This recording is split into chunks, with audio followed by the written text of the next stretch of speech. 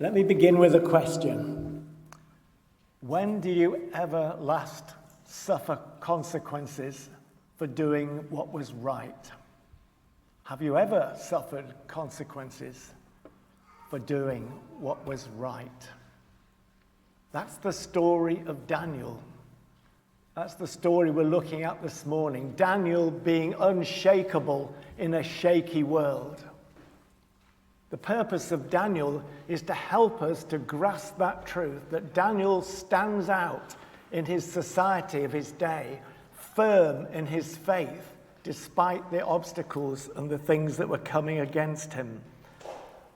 He was maintaining his faith despite all the pressure to conform to the society in which he lived. Does that ring bells with you? St. Paul, later in the book of Romans, talks about do not be conformed to the pressures of this world, or as one version puts it, do not be squeezed into the world's mold. And this story takes place many decades after the fiery furnace that we looked at 2 weeks ago. This is now the Persian Empire of Darius. And we read that he organizes, because it's such a vast empire, he organizes it so there's 120 officials guarded over by 3 high-ranking officials, and Daniel is one of those. Why does he do this? Well, the text tells us so that the king might suffer no loss. Already he's afraid of usurpers and treachery.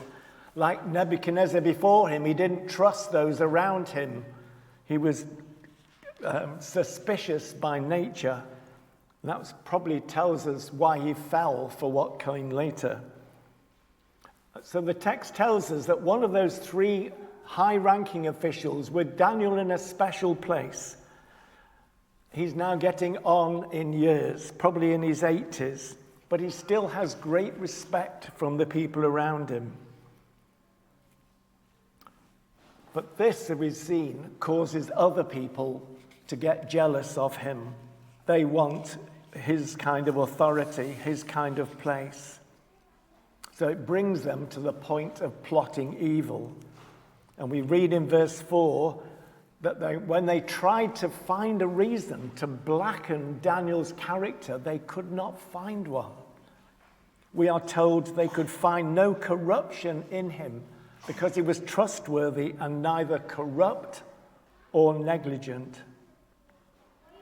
Finally, they realize there is only one point where they can catch him, and that is over his resolute faith in God, his unshakable belief in his God, the God of heaven and earth. But of course, even that at the time was not against the law. The empire had conquered many tribes and peoples over the decades, and many peoples of different faiths lived amongst them, and they were allowed to practice their own faiths. So at that stage, they couldn't do anything about it. So they came up with a plan, as we've seen. They fabricate a conspiracy, and they go to Darius with a wonderful idea. "O King Darius, live forever." That's the text. Nothing like starting with a bit of flattery, is there? "We want you to sign an edict that every person in your empire must bow down and worship you for 30 days. No exceptions, no changes. All other gods have to be put on one side, and they only have to worship you." Wow. Wouldn't you like to be God for 30 days? Here's a man full of vanity and self-importance and a sense of insecurity. He took to that suggestion like a fish starving. So then he signs this decree, and at some point Daniel must have heard about this decree, because we're told he goes to his house again, he goes to the open window, and he does exactly what he's always done. Notice, he doesn't say to himself, "Well, I'm going to carry on praying, but I'll probably hide behind the sofa. He deliberately places himself where he always has and continued to acknowledge God. He refused to change anything in his life, in his love for God and his desire to obey him and stick with him. He was determined to remain unshakable in a shaky world. And prayer, my friends, is the key to Daniel's life. His love for God, his relationship to God is the key to how he remained unshakable as things around him were shaking and as things around him threatened his faith.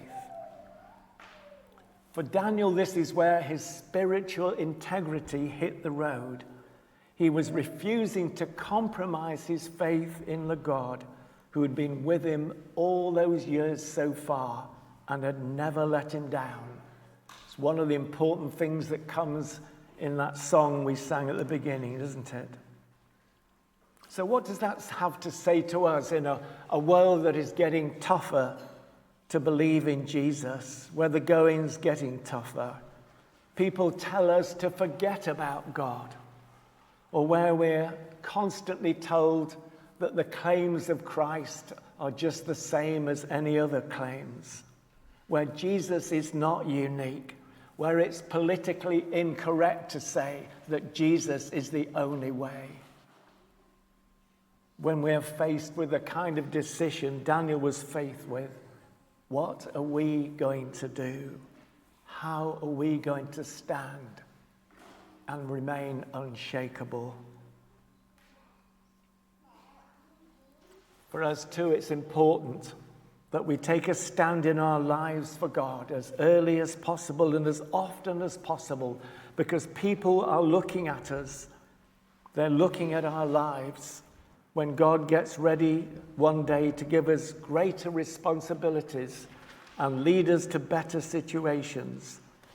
Those governors and satraps searched and searched to find something to condemn Daniel with, but they could find nothing.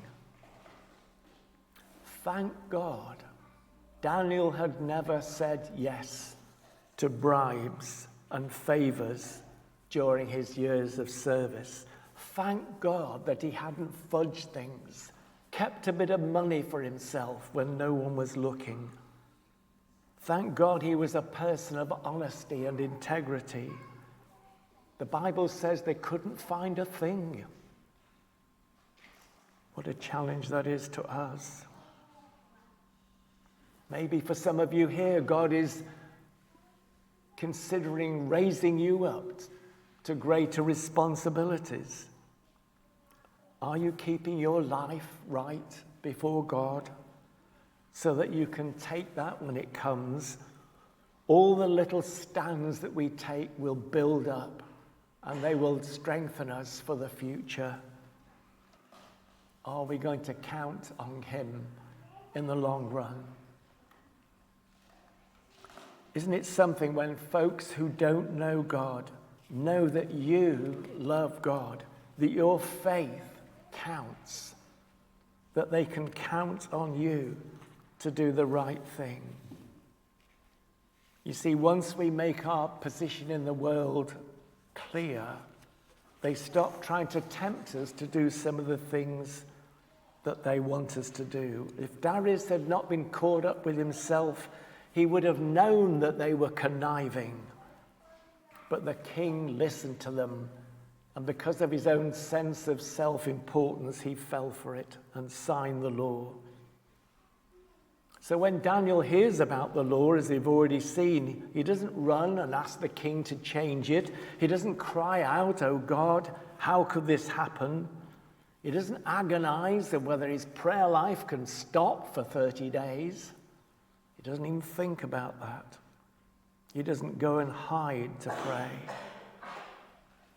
And I think the other point worth making is there would have been thousands of other Jews living in the city at the same time. They would have been looking to Daniel as an example. They would think, what is Daniel going to do? Because that's going to help me determine what I'm going to do?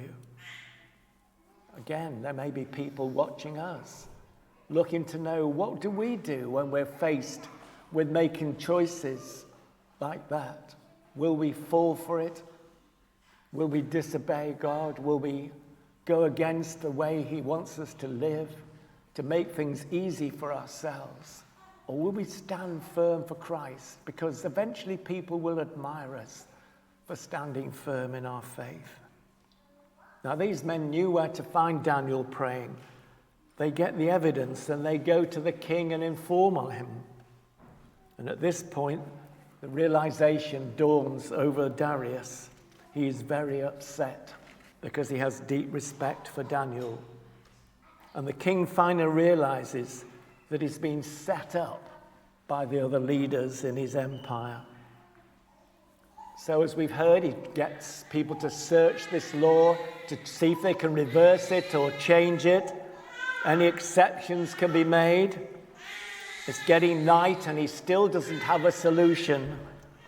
And the rulers come back and they say, now remember, king, you signed this law. It's a law that cannot be revoked. You have to do it. So what is Darius going to do now? He cannot take a stand and say the law is stupid, even though he knows it is. It would make him look bad. So he gives the problem back to Daniel and says, may the God who you serve continually save you from the lions. May the God who you serve continually. So Darius himself was impressed with Daniel's faith. So Daniel gets thrown into the den with the lions and they seal the top of it, as we saw. And Daniel was willing to face a bunch of hungry lions with no natural weapons rather than deny his God. He's willing to face whatever comes his way, to take whatever consequences, because he knows that God will be with him. The strange thing about that night is so much we don't hear about Daniel being afraid or struggling. We hear about King Darius struggling. He was the one who could not sleep. He doesn't eat anything. He doesn't want any entertainment. He's just wondering what's happening to Daniel. Is he still alive? What's he going to find when the stone's removed? Is Daniel's God really the God? But on the other side of town, it's party time. Daniel is lion meat. He's gone for good. One of the plotters will get his position. There'll be little room for cutting corners and taking bribes without good old Daniel. What a great plan. And it had worked perfectly. So they thought, but God. Has the God who you served, says the king. God makes a difference. It's God who delivers. So at the first crack of dawn, the king gets up and runs to the lion's den. Move the stone away. Daniel, servant of the living God, has the God who you serve continually been able to rescue you from the lions? Daniel replies, O king, live forever. The lions haven't hurt me because God found me innocent. O king, you know I have never done anything against you. And then, of course, the king is overjoyed to hear his voice. What are you waiting for, he says. Get him out of there. And Daniel comes out without a scratch because he's trusted in his God. The king orders those who had tricked him to be thrown into the lion's den instead. The plan had backfired on him. And the king made a new law. Daniel's God is the one true God. Let everyone in my kingdom fear and reverence the God of Daniel. When Jesus calls us to follow him, Jesus didn't promise a bed of roses.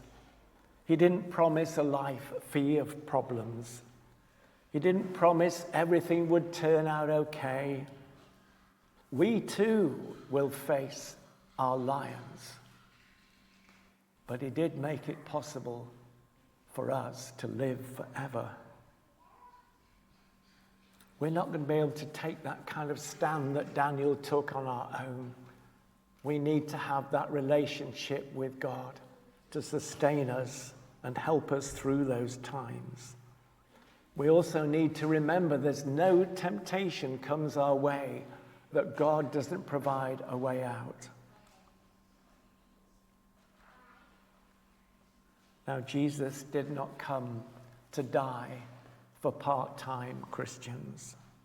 Jesus told 2 parables, didn't he, which basically said, sit down, count the cost of making this decision, and if you're not prepared to see it through, then don't start it.